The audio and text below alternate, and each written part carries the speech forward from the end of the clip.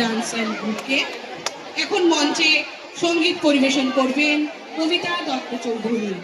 এখন মঞ্চে সঙ্গীত পরিবেশন করবেন কবিতা দত্ত চৌধুরী।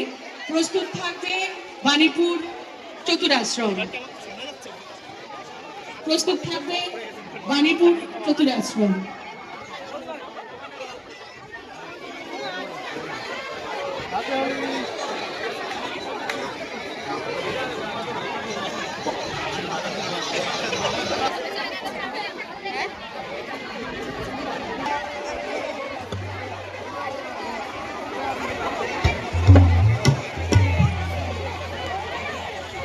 হ্যালো, নমস্কার।